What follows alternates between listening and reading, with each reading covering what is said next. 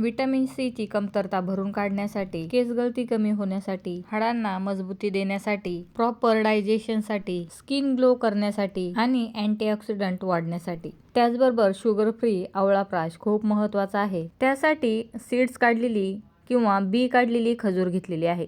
इथे खजूरचे 8 पीस घेतलेले आहे. सर्वातील बिया काढून घेतलेल्या आहेत. खजूर बरोबरच इथे फक्त 2 चमचे किंवा मोजून 22 ते 23 पीस काळे मनुके घेतलेले आहेत. काळे मनुके शरीराला खूप हेल्दी असतात, मात्र मुलं खात नाहीत.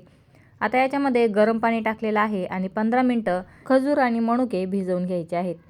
इथे अर्धा किलो आवळा घेतलेले आहेत. आवळा स्वच्छ धुवून घेतले. एखादा आवळा खूप खराब असेल तर तो काढून टाकायचा.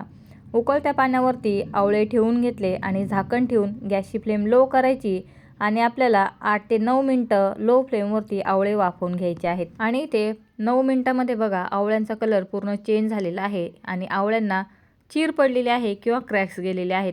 म्हणजे आवळे आपले परफेक्ट इथे बॉईल झालेले आहेत किंवा उकडलेले आहेत. गॅसची फ्लेम बंद करायची आणि आवळा थंड करून घ्यायचा. खूप सुद्धा थंड होऊ द्यायचे नाहीत. आवळे थोडेसे गरम आहेत त्याच वेळेस त्यातील बी काढून घ्यायची. सर्व बिया काढलेले आवळे आता मिक्सरच्या भांड्यामध्ये टाकायचे आणि आपण जे मनुके आणि खजूर भिजवून घेतलेली आहे ती सुद्धा आवळ्याबरोबर दळून घ्यायची आहे. आता इथे खजूर आणि मनुक्यांमध्ये जे पाणी आहे ते सुद्धा टाकायचं आहे, म्हणून खजूर भिजवताना जास्त पाणी टाकायचं नाही. इथे 10 ते 12 तुळशीचे पानं स्वच्छ धुवून घेतलेले आहेत आणि सर्व मिश्रण मिक्सरला फिरवून घेतलेलं आहे. आणि बघा या पद्धतीने मिश्रण बारीक झालेलं आहे. तुमच्या मिक्सरमध्ये याच्यापेक्षा जास्त फाईन बारीक होत असेल तर आणखीन बारीक पेस्ट तयार करून घ्यायची. मसाल्यांमध्ये एक छोटासा दालचिनीचा तुकडा, 2 लवंगा, 2 मिऱ्या, 2 हिरवी वेलची, पाव चमचा बडीशोप, पाव चमचा खसखस लो फ्लेमवरती 2 मिनिटं खमंग असे भाजून घ्यायचे आहेत. मसाल्यांचं प्रमाण थोडंसं कमी घ्यायचं, म्हणजे आपण जो आवळा प्राश बनवणार आहोत तो जास्त तिखट होणार नाही. तिखट झाला तर मग मुलं आवळा प्राश खाणार नाहीत, म्हणून मी मसाल्यांचं प्रमाण कमी ठेवलेलं आहे. आता हे मसाले थंड करून मिक्सरमध्ये दळून घ्यायचे किंवा खलबत्त्यामध्ये बारीक करून घ्यायचे आहेत. माझ्या मिक्सरच्या भांड्यामध्ये जे मिश्रण दळलेलं आहे ते व्यवस्थित बारीक झालं नाही, म्हणून मी इथे सर्व मिश्रण चाळून घेतलेलं आहे. तुमच्या मिक्सरच्या भांड्यामध्ये एकदम फाईन पेस्ट तयार झाली असेल तर बघा ही स्टेप स्किप केली तरी चालेल. आता इथे मी सर्व मिश्रण चाळून घेतलेलं आहे आणि मस्त स्मूथ पेस्ट आपल्याला मिळालेली आहे. आवळा खजूरचं मिश्रण दळताना अगदी त्याच्यामध्ये पाव कप पाणी टाकलं तरी चालेल. आता गॅसची फ्लेम चालू करायची आणि इथे एक छोटी पळीभर मी तूप घेतलेलं आहे. आता इथे तुपाचं प्रमाण कमी केलं तरी चालेल. पोहे खायच्या चमच्याने जर मोजलं तर 3 चमचे भरून तूप आहे. लो फ्लेमवरती ही सर्व ग्रेव्ही भाजून घ्यायची किंवा शिजवून घ्यायची आहे. अगदी 3-4 मिनिटं ग्रेव्ही शिजल्यानंतर गरम मसाले, बडीशोप याची जी पावडर बनवलेली आहे ती टाकायची आहे. मी ते सर्व मसाले थंड करून मिक्सरमध्ये कुटून घेतलेले आहेत.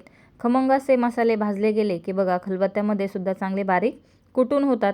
आणि ते अर्धा चमचा सुंठ पावडर घेतलेली आहे. सुंठ पावडर नसेल तर आवळा खजूरच्या मिश्रणाबरोबर अर्धा इंच सोललेला अद्रकचा किंवा आल्याचा तुकडा सुद्धा दळून घ्यायचा, म्हणजे सुंठ पावडरची गरज पडणार नाही. आता इथे 50 ते 60 ग्रॅम गूळ घेतलेला आहे. खजूर मनुके गोड आहेत म्हणून गुळाचं प्रमाण कमी ठेवलेलं आहे. याच्यामध्ये गुळाच्या ऐवजी साखर सुद्धा टाकू शकता किंवा आणखीन गुळाचा वापर सुद्धा करू शकता. आता लो फ्लेमवरती गूळ सुद्धा चांगला व्यवस्थित मिक्स करून घ्यायचा आहे. गॅसची फ्लेम मीडियम टू लो ठेवायची. आवळा, खजूर, खारीक आपल्या शरीरासाठी खूप महत्त्वाचे असतात. त्यासाठी डिंकाचे लाडू, खारीक पावडर, आवळा, बीटरूट, गाजर यापासून बनवलेली जेली सर्व व्हिडिओ आपल्या चॅनलवरती पोस्ट केलेले आहेत. सर्दी झाली असेल तर आलं गोळी याचा सुद्धा व्हिडिओ आपल्या चॅनलवरती पोस्ट केलेला आहे. डिस्क्रिप्शन बॉक्समध्ये सर्वांची लिंक सुद्धा दिलेली आहे. गूळ इथे व्यवस्थित मिक्स झाल्यानंतर गॅसची फ्लेम लो करायची आणि ग्रेव्ही पॅन सोडायला लागेपर्यंत कंटिन्यू मिक्स करायची आहे. आपण व्यवस्थित आवळा इथे शिजवून घेतला तरच आपला इथे आवळा प्राश परफेक्ट तयार होणार आहे. गूळ मिक्स झाल्यानंतर 5 ते 6 मिनिटं लो फ्लेमवरती ही ग्रेव्ही शिजवून घ्यायची, म्हणजे आवळा दळल्यानंतर ग्रेव्ही बनवण्यासाठी टोटल 9 ते 10 मिनिटं लागणार आहेत. आणि इथे बघत असाल ग्रेव्हीने पूर्ण पॅन सोडायला सुरुवात केलेली आहे. इथे गॅसची फ्लेम बंद करायची आणि ग्रेव्ही थोडीशी थंड करून घ्यायची आहे. गरम ग्रेव्हीमध्ये आपल्याला हनी किंवा मध टाकायचं नाही. ग्रेव्ही थोडीशी थंड झाली आणि बघा इथे आता 2 चमचे मध टाकून घेतलेलं आहे. तुम्हाला जर शुगर असेल किंवा शुगरचं प्रमाण जास्त असेल, गुळ न वापरता मध किंवा हनी थोडंसं जास्त प्रमाणात वापरायचं, म्हणजे जो आपण आवळा प्राश बनवणार आहोत तो गोडसुद्धा होईल आणि त्याच्यामध्ये शुगर अजिबात राहणार नाही, म्हणजे टोटल शुगर फ्री आवळा प्राश तयार होईल. गुळामुळे सुद्धा थोडीशी शुगर होते, म्हणून खरंच खूप शुगर असेल तर गूळसुद्धा स्किप करायचा.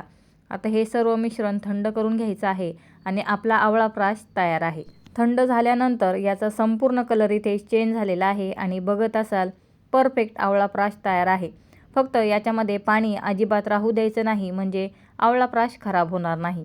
आणि इथे बघत असाल परफेक्ट टेक्स्चर आवळा प्राशला आलेला आहे. कुठेही साखर वापरलेली नाही. घरच्या वस्तूंमध्ये आवळा प्राश तयार आहे. खूप असे फायदे असलेला आवळा आणि त्याचा गुणकारी आवळा प्राश. काचेची बरणी किंवा एखाद्या एअरटाईट कंटेनरमध्ये हा आवळा प्राश भरून घ्यायचा आणि फ्रीजमध्ये स्टोअर करायचा. फ्रीजमध्ये स्टोअर केल्यानंतर आणखीन हा प्राश घट्ट होणार आहे आणि याची टेस्ट खूप छान लागते. आवडत असेल तर याच्यामध्ये कोको पावडर टाकू शकता, म्हणजे लहान मुलं आवडीने आवळा प्राश खातील. आणि आठवड्यातून 3 ते 4 वेळेस झोपताना 1 चमचा तरी आवळा प्राश खायचा आहे. लहानपासून मोठ्यांपर्यंत सर्वांनीच आवळा प्राश घ्यायचा आहे. फ्रीज नसेल तर फ्रीजशिवाय सुद्धा 1 महिनाभर हा आवळा प्राश स्टोअर करून ठेवू शकता. 1 चमचा आवळा प्राश जरी झोपताना घेतला तरी भरपूर असे या आवळा प्राशचे फायदे आहेत. आणि बऱ्याच वेळेस मुलं च्यवनप्राश खात नाही, त्यावेळेस या पद्धतीचा आवळा प्राश ट्राय करून बघा. व्हिडिओ आवडला तर व्हिडिओला लाईक करायला, चॅनलला सबस्क्राईब करायला विसरू नका. व्हिडिओ बघितल्याबद्दल धन्यवाद.